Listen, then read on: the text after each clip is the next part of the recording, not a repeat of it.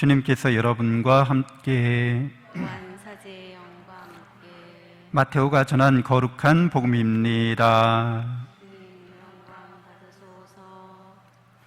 그때 예수님께서 말씀하셨다. 불행하여라 너희 위선자 율법학자들과 바리사이들아, 너희가 박하와 시라와 소희 향은 11조를 내면서 의로움과 자비와 신의처럼 율법에서 더 중요한 것들은 무시하기 때문이다.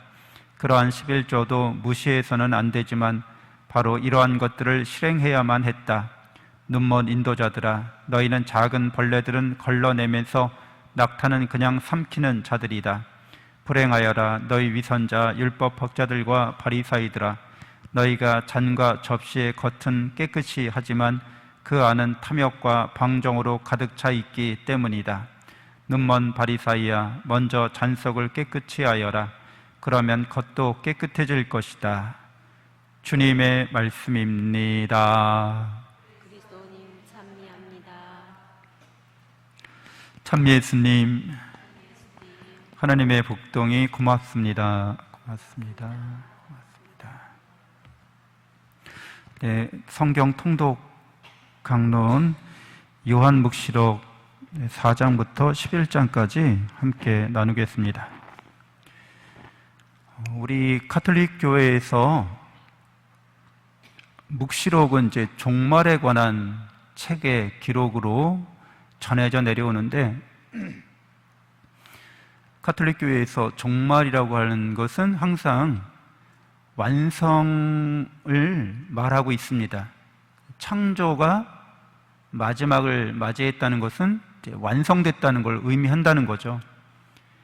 파괴와 심판의 날이 아니라 완전하게 되는, 완성을 이루는, 그래서 온전하게 하나님의 구원의 영광이 드러나는 때를 말합니다. 요한 묵시록에 관련해서는 특별히 이단들이 요한 묵시록을 잘못 해석해서 무엇이에 세상 종말이 온다, 그러니까 우리가 종말에 구원받은 사람들 속에 들어가기 위해서 이러저러하게 행동해야 한다, 이런 주장을 수없이 많이 했습니다. 교회 역사 안에서 이런 이단들의 주장이 끊임없이 있었던 거죠. 한국에서도 그게 90년대인가요? 네, 다미성교회라고 하는 데서 그런 이단들의 일종의 그런 종말에 관련된 모임이 있었고, 그것이 결국에는 허위로 끝나고 말았죠. 그리고 이런 요한 묵시록에 관련해서는 오늘날에도 이단 중에 신천지라고 하는 강력한 이단이 요한 묵시록을 자기들 나름대로 이렇게 멋대로 해석해서 사람들을 현혹시키고 있습니다.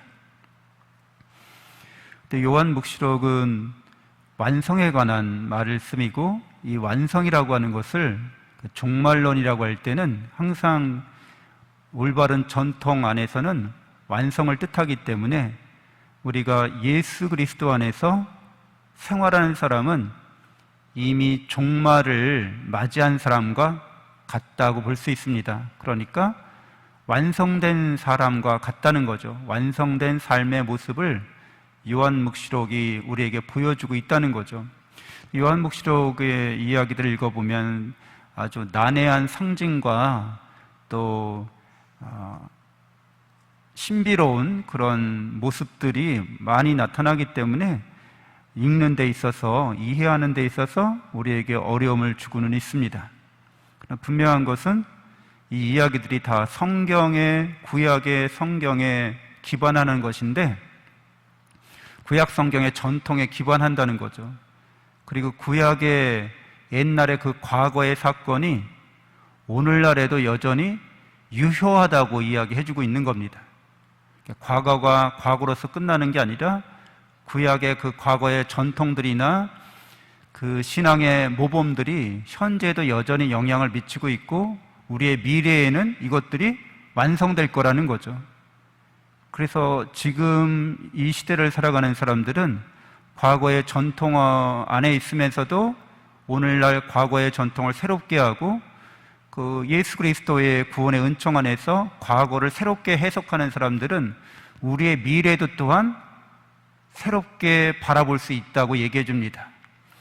우리는 살아가면서 과거에 내가 했던 일들, 그런 경험들이 쓰든 달든 오늘날에 영향을 미치고 있죠.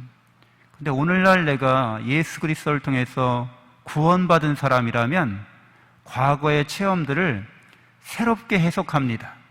구원의 은총 가운데, 하나님의 영원하고 참된 사랑 가운데서 과거를 회상하는 거죠. 그래서 그 과거를 새롭게 해석함으로써 오늘날 내가 새로운 삶을 살고자 과거로부터 배우게 됩니다. 그리고 미래 또한 우리는 상상할 수 있습니다. 하나님의 사랑 안에서 완성된 나의 모습을 상상할 수 있다는 거죠. 온전하게 구원받은 하나님 나라에 들어간 나를 상상할 수 있습니다. 단순한 상상이 아니라 내가 하나님의 사랑과 은총 안에서 생활하면 이룩하게 될 미래의 모습인 거죠. 근데 그 미래의 모습을 오늘날에 우리가 오늘날의 삶에서 체험할 수 있도록 우리의 과정이 바로 그 미래를 향해 가고 있기 때문에 반드시 그렇게 될 거라는 거죠. 요한묵시록은 과거의 이야기도 다루고 있고 요한묵시록에 쓰여진 당시 상황을 묘사하고 있습니다. 그 상황은 박해와 시련이 아주 모질게 일어나던 엄혹한 시기였던 거죠. 그러나 요한묵시록을 읽는 사람들은 좌절하거나 절망하지 않습니다. 왜냐하면 과거에도 이랬었고 과거의 신앙인들은 이걸 잘 이겨냈고 극복해서 그 신앙의 유산을 우리에게 물려줬기 때문에 더군다나 예수 그리스도를 믿는 우리에게 있어서는 예수님이 죽음에서 부활하신 그 사건이 종말의 사건이었고 인간이 영원한 생명과 행복을 하나님의 사랑으로 받게 된다는 것을 드러내셨기 때문에 우리의 미래 또한 그러하리라 희망한다는 겁니다. 그래서 현실의 삶을 이런 희망을 갖고서 이런 역경과 시련을 잘 이겨내는 삶을 살아갈 수 있게 됩니다.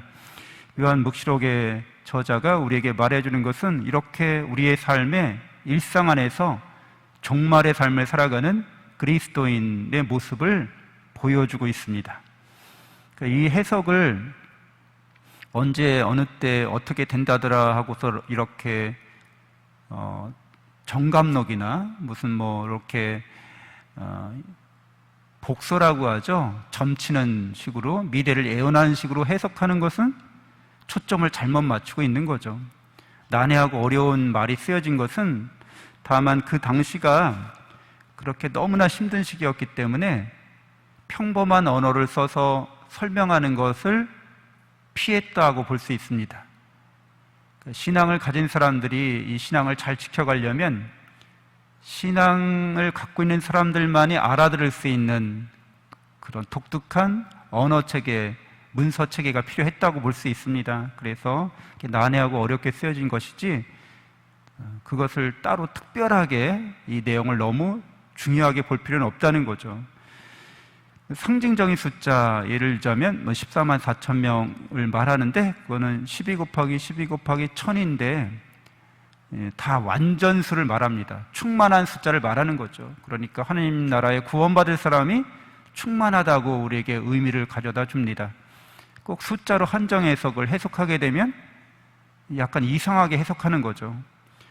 성경을 교회 전통 안에서 읽어가면서 우리의 일상의 삶이 구원의 삶이 되도록 더 우리 신앙을 굳건히 깊게 해야겠습니다. 잠시 묵상하겠습니다.